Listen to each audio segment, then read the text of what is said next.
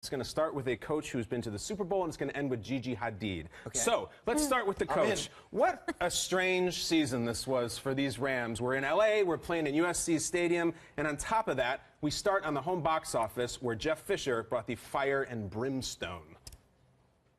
Little things are important. You follow me? I'm not going 7-9. No. That reverberated. We all reacted to it. And here's the funny thing. So they start the season and they lose 28-0 to the Niners, who had a disastrous year, 28-0. So everyone starts their jokes. You're not going 7-9. But then they start winning games. They beat Seattle. They beat Tampa. They beat Arizona. The Rams were 3-1. And all these jokes about Jeff Fisher Day is 8-8, August 8th. No, Jeff Fisher Day was March 1st. It was 3-1. Yeah. And then in that week 3 win over Tampa, let's get to it, guys. Let's get to the highlight. Case Keenum looked like he was going to be a thing. Tavon Austin looked like he was going to be a thing. He signs that deal in the preseason, and they go into Nick Carter's Tampa Bay house, Raymond James, and they beat Jameis, and they beat Mike Evans. The guys, they looked like they were going to play. Wow, look at them. They beat the Seahawks. They're going to shock the NFC West. It all came up good. This was after a bizarre lightning delay in this game. So here we are. Then they go next week to beat Arizona 3-1. And then it was just like a free fall. They just lost and lost and lost and lost. They beat the Jets 9-6 to stop the bleeding. Week 14, they're home against the Falcons. Remember how long we waited to see Jared Goff? Jared Goff finally comes out, and then we have him against the Falcons. Guys, let's take a look at this. The Ferrari? Week 14, the Ferrari, as Peter called them. It was brutal. There's Vic Beasley, who was wearing the strap, and this was when the season had reached terminal velocity on the free fall. He strips Jared Goff. Jared Goff looked like he was over his head. It was like, should they have put him in? Do they have any other choice?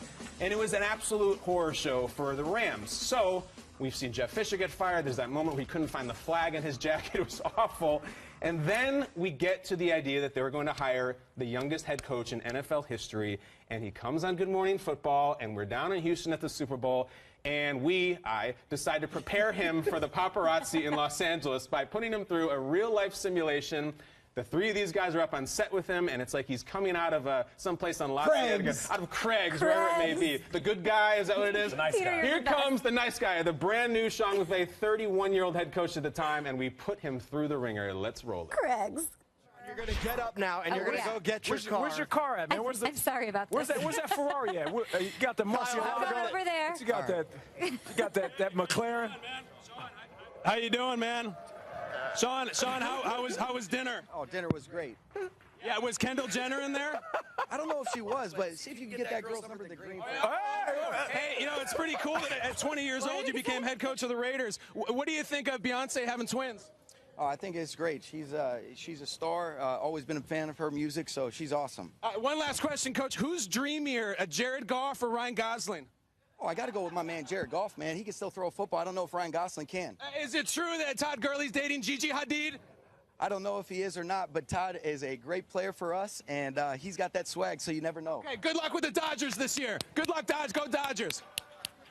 This guy aced it. He aced it. Sean, unbelievable. You're going to be great in L.A. He did ace it. He crushed it. Unbelievable display by McVay. But Peter, now we have to coach. Now we get into camp, and now we get into that opener and all that fun about how young he is. And